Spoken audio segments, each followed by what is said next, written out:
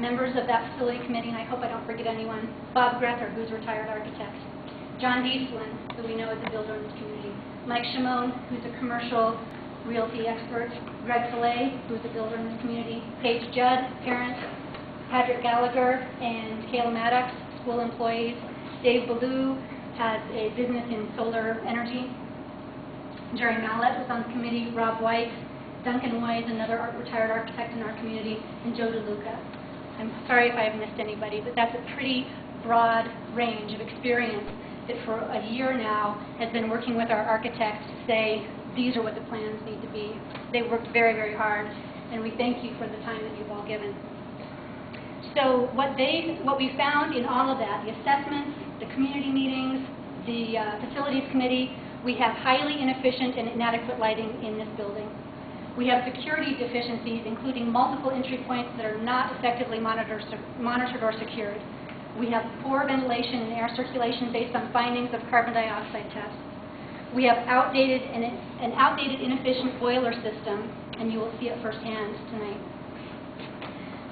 We have accelerating maintenance costs because of the age of our facilities and the high use of our buildings.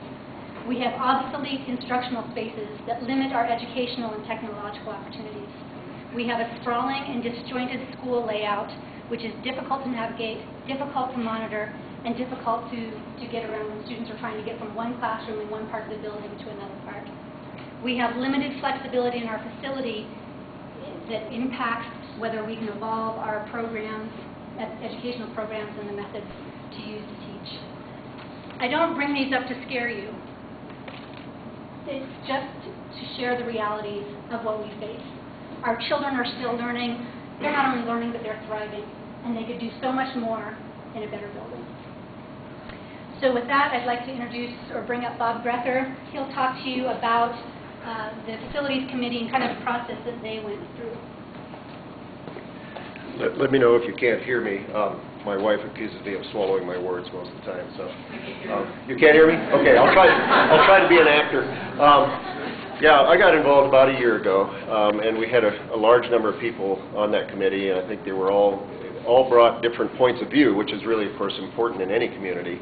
And I think, again, working with an architect, he's an expert in schools, but every community is different, and I think what's really critical is that you get enough input from various people within the community so that the plans actually reflect what that community is about.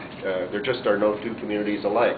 As Leslie pointed out, one of the things that our community does is this school here gets used a lot by the community for performances and so forth. And those of you who have attended performances in our auditorium don't need to have its deficiencies pointed out to you. There are many and multiple and serious.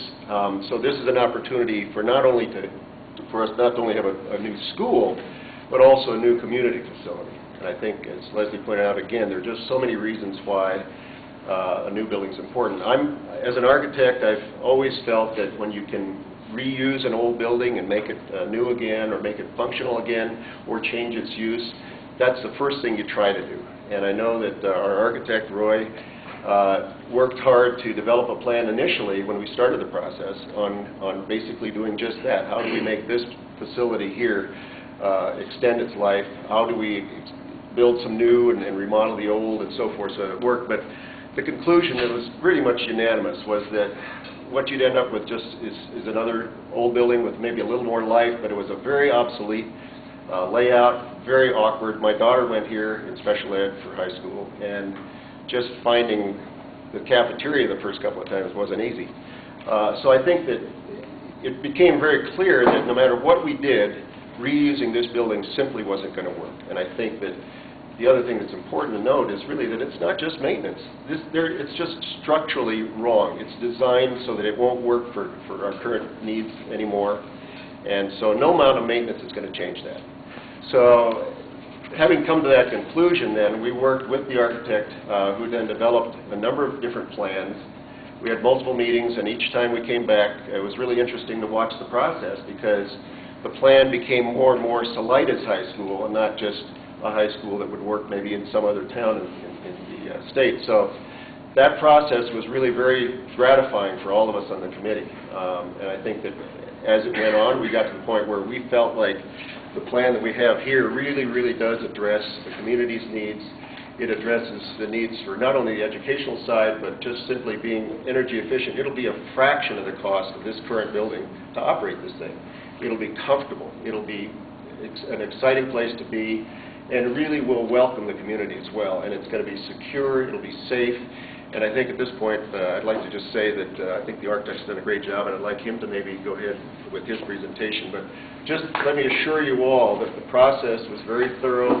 We got lots of good input from various members of the community, and we felt like we ended up with a very good plan. So.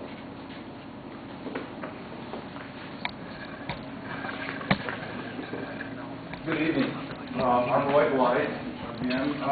Thank you for all coming. I don't know about all of you, but those of us that have been working on this for several years and going from original assessments that just started off looking at the building with no preconceived notions about what should happen, and looking at all those assessments and looking at the cost to repair different things, it's really exciting, and exciting to the point that there's a program out there. BEST means Build Excellent Schools Today. And that money's going to go away one of these days. They were estimated that they had $500 million, and after they do the matching funds, they were hoping to do about $1 billion worth of schools. And in the state of Colorado, we had several $1 billion worth of need throughout.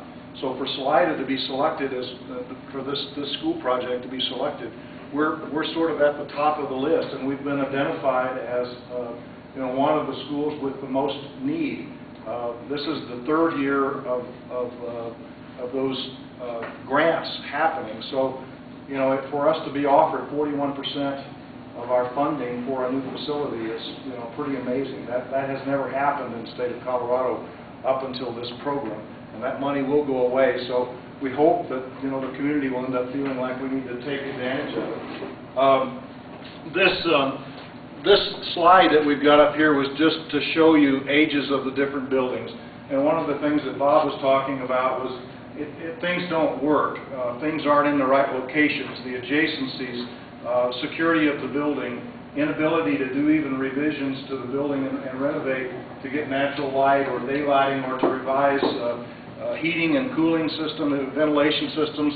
And it's because of all these different additions that have happened over the years that caused that to happen. And the average age of our buildings are getting pretty old. And one of the things that's happened with this BEST grant is we've gotten BEST to help us with some of the community issues. Some of the things that arose out of all these meetings that we've had were the public places to meet. For example, you have an auditorium and that needed to be replaced. The usage of gyms, the uses of library and alternative educations that might happen within the community above and beyond what happens every day at the school.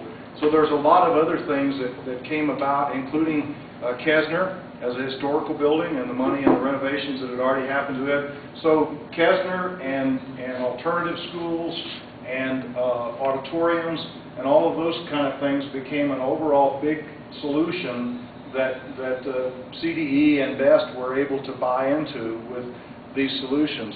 There's a site plan up here, and if you see these dotted lines, there's Kesner building, which will remain, but if you can see these dotted lines, you can see that for us, the only place on this site where we really could build a new building ended up being at the south end of the site. I mean, we're sort of landlocked with streets around us, and there was no place else to build it. There wasn't enough physical size to get the footprint of a new school in on the football field. And so in order to keep the school in operation and be able to build something, the south end of the site really becomes the place where we could solve the school's issues. To build a contiguous, well-designed, well-oriented, proper adjacencies of spaces. This is the end of the site that ends up enabling us to build a school down here and then come back and tear this down and then rebuild the track and the practice fields up in this area and still save the Kesner building and get a total solution down here. This plan you'll see has some dashed lines and stuff in it, and those also were part of the overall master plan to start saying if indeed we grow someday, Where do we get more classroom space? You know, you can